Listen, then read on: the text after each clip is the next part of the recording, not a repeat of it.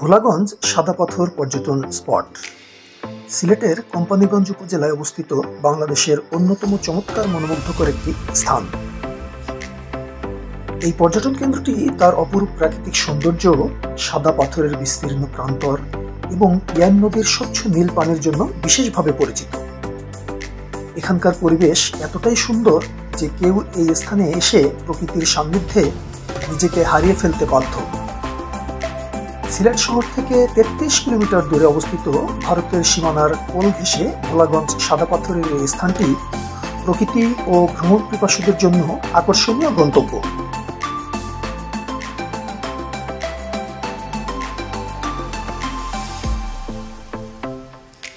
এখানে পাহাড়ের সবুজ শোভা, সাদা পাথরের মায়ের দৃশ্য এবং ইয়ান নদীর কুলকুল ধ্বনি এক অপূর্ব সমন্বয় সৃষ্টি করেছে।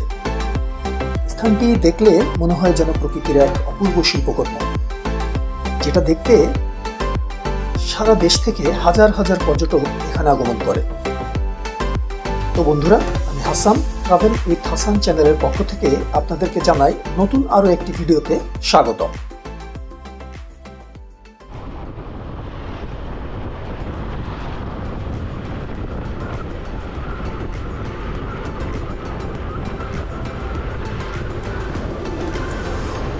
আমাদের যাত্রা শুরু হয় মূলত আজ সকালে। আজ আমাদের সিলেট ভ্রমণের দ্বিতীয় দিন। সকালে আমরা রাতারগুল কভার করেছি আর এখন আছি কোম্পানীগঞ্জের ভোলাগঞ্জ সাদা পাথরের পথে। বন্ধুরা, আপনারা যারা সিলেট ভ্রমণ করতে আসবেন চেষ্টা করবেন ৩-৪ জনের একটা গ্রুপ করে আসতে।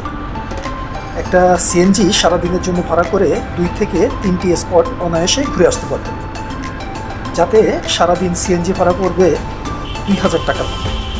তবে একটু দরদাম অবশ্যই করবেন এবং ঝামেলা এড়াতে গাড়ির ভাড়া সঠিকভাবে নির্ধারণ করে দেবেন।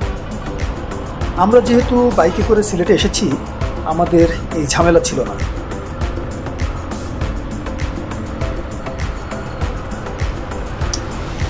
রাতারগুল ভ্রমণ শেষ করে বেলা ২টার মধ্যেই আমরা ভোলাগঞ্জের উদ্দেশ্যে রওনা হই। রাতারগুল থেকে প্রায় ৩৫ কিলোমিটার দূরে ভোলাগঞ্জ আমাদের হয়তো সর্বোচ্চ ১ ঘন্টা সময় লাগবে। যেহেতু আমাদের সাথে বাইক আছে, তাই খুব বেশি তাড়াহুড়া নেই। তবে আপনারা যারা বাইক ছাড়া আসবেন তারা অবশ্যই হাতে একটু বেশি করে সময় নিয়ে বের হবেন, কারণ বিভিন্ন ছুটির দিনগুলিতে, যেমন ঈদের ছুটি বা বিভিন্ন সরকারি ছুটির দিনগুলিতে পর্যটকের চাপ একটু বেশিই থাকে এবং রাস্তায় বেশ কিছু বাজার এলাকায় জ্যাম থাকে।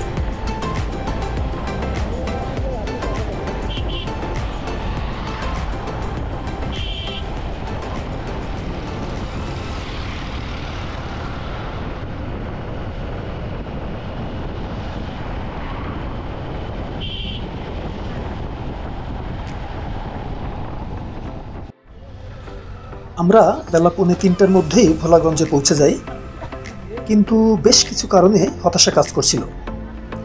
যেহেতু ঈদুল ফিতরের ছুটিতে এসেছি, প্রত্যেকটি পর্যটন স্পটে ভিড় ছিল উল্লেখযোগ্য, যেটার আশঙ্কা কাজ করছিল জাফলংয়ে রাত না কাটাতে পেরে। প্রচুর পর্যটক থাকায় গত রাতে জাফলংয়ে হোটেলে কোনো সিট না পেয়ে ওই রাতেই সিলেট শহরে ব্যাক করি। যাই হোক, বাইক ও হেলমেট সহ পার্কিংয়ে দিয়ে এগিয়ে যাই টিকিট কাটার জন্য। চলুন নৌকার জন্য টিকিট কাউন্টারে যাওয়া যাক। চলুন বন্ধুরা, টিকিট কাটার পূর্বে গতবার যখন ভোলাগঞ্জে এসেছিলাম সেই অভিজ্ঞতার আলোকে নৌকা বা বোট রিজার্ভের কিছু তথ্য আপনাদের সাথে শেয়ার করি। প্রতিটি বোটে ভাড়া পড়বে ৮০০ টাকা এবং যেতে পারবে ৮ জন। আর এককভাবে টিকিট কাটলে জন প্রতি ১০০ টাকা। তো চলুন টিকিট কাউন্টারে যাওয়া যাক।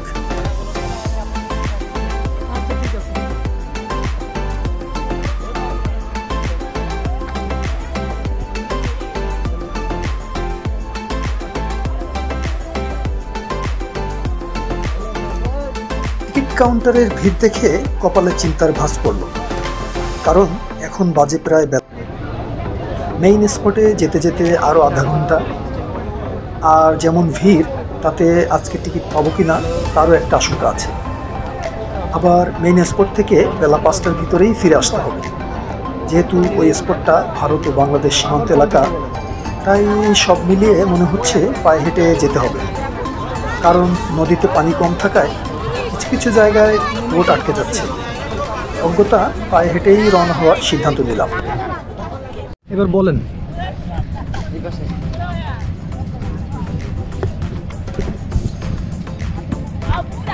ঈদের সময় যাব ভোলাগঞ্জ, কিন্তু পর্যটকদের ভিড়ের অবস্থা দেখেন, একেবারে উপচে পড়া ভিড়।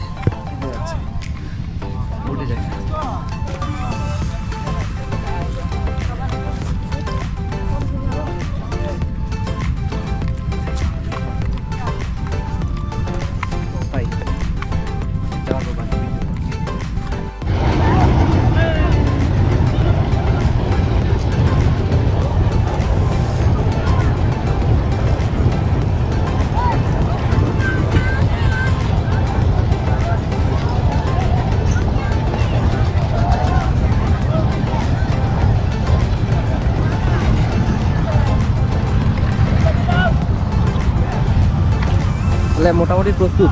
হ্যাঁ, মোটামুটি প্রস্তুত। মোটামুটি প্রস্তুত। আমি রেডি। এখন এখান থেকে নদীটা পার হবো জায়গা দিয়ে, এবং ওইখান থেকে হেঁটে আমি জানি না হয়তো 1 কিলোমিটার বা 1.5 কিলোমিটার হতে পারে, এবার পৌঁছাবো ভোলাগঞ্জে সাদা পাথর। তো সাদা পাথর পৌঁছেই বাকি অংশ আবার দেখাচ্ছে।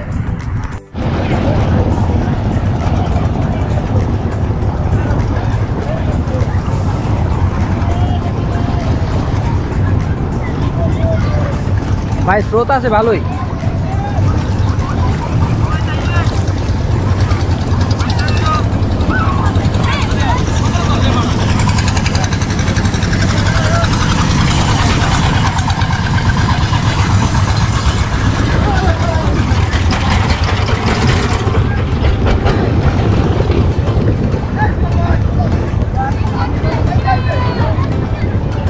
আরে না, আসতে হবে না, থাক।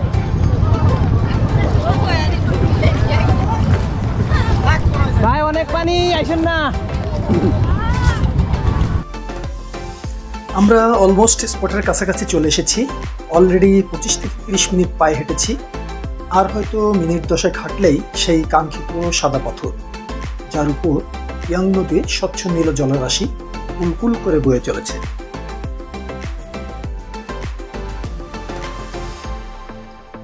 আমাদের আজকের বাইক ট্যুরের সাথে আছেন যথারীতি প্রিয়মুখ রাতুল ভাই, জুয়েল ভাই, সোহেল ভাই ও ইমরান।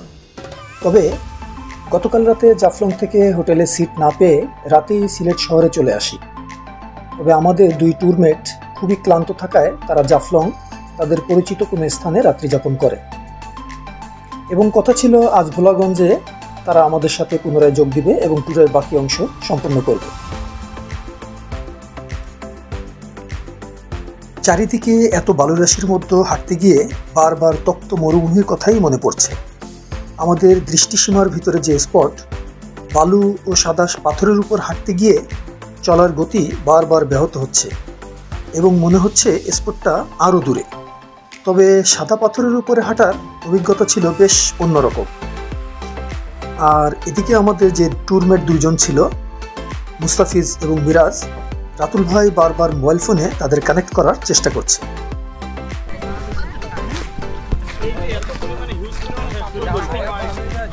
তোমরা কেউ মারামারি করো না, আর যাই করো। শুরু করি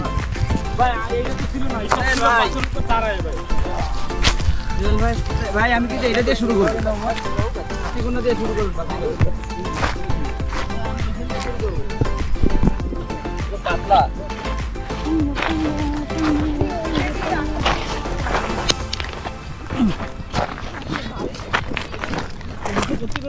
মারা যাবে।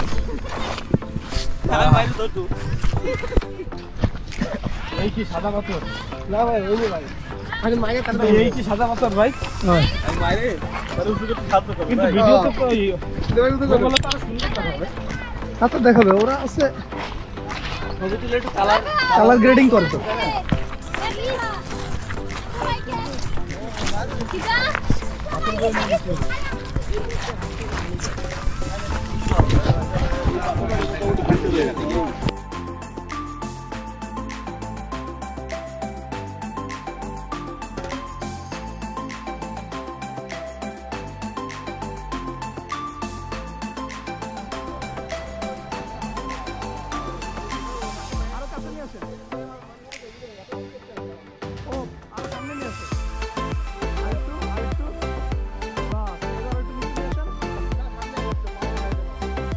অবশেষে সকল জল্পনা কল্পনার অবসান ঘটিয়ে বেলা 4টা নাগাদ মেইন স্পটে পৌঁছাতে সক্ষম হই। এখানে বিশ্রাম এবং গোসল করতে করতে প্রায় বিকাল 5:30 বেজে গিয়েছিল। এখান থেকে আমরা 200 টাকায় 2টা সিট ভাড়া করি। আমাদের কাপড় চোপড় সহ প্রয়োজনীয় জিনিসপত্রগুলো আমরা রাখতে পারি। আপনাদের কাছে একটা তথ্য থাকবে, এখানে লকার ভাড়া পাওয়া যায়। যারা দামি জিনিসপত্র এবং কাপড় চোপড় নিয়ে আসবেন তারা চাইলে লকারও ভাড়া নিতে পারেন। সেই ক্ষেত্রে ভাড়া একটু বেশি পড়বে, আপনারা চাইলে দরদাম করে নিতে পারেন। এবার ফেরার পালা। যেহেতু পায়ে হেঁটে এসেছি, তাই ফিরে যাওয়ার জন্য নৌকা পাওয়ার কোনোই সম্ভাবনা নেই। তাই দিনের আলো থাকতে থাকতেই আমাদেরকে রওনা হতে হবে, কারণ সীমান্ত এলাকায় নিরাপত্তার প্রাধান্যই অবশ্যই বেশি থাকবে। তো বন্ধুরা, আজ এ পর্যন্তই। আগামীতে শ্রীমঙ্গল ও লাউয়াছড়ার আরও 2টি ভিডিও আসবে। দেখতে চাইলে চ্যানেলটি সাবস্ক্রাইব করে রাখবেন। আর চ্যানেলে ইতিমধ্যে রাতারগুল, লালাখাল সহ সিলেটের বেশ কিছু ভিডিও আপলোড করা আছে। পাশাপাশি বান্দরবনের বেশ কিছু ভিডিও আছে, চাইলে দেখে আসতে পারেন। আর ভিডিওটি কেমন লেগেছে জানাতে লাইক, কমেন্ট ও শেয়ার করতে ভুল করবেন না। সেই পর্যন্ত ভালো থাকবেন। আল্লাহ হাফেজ। Till take care and good by.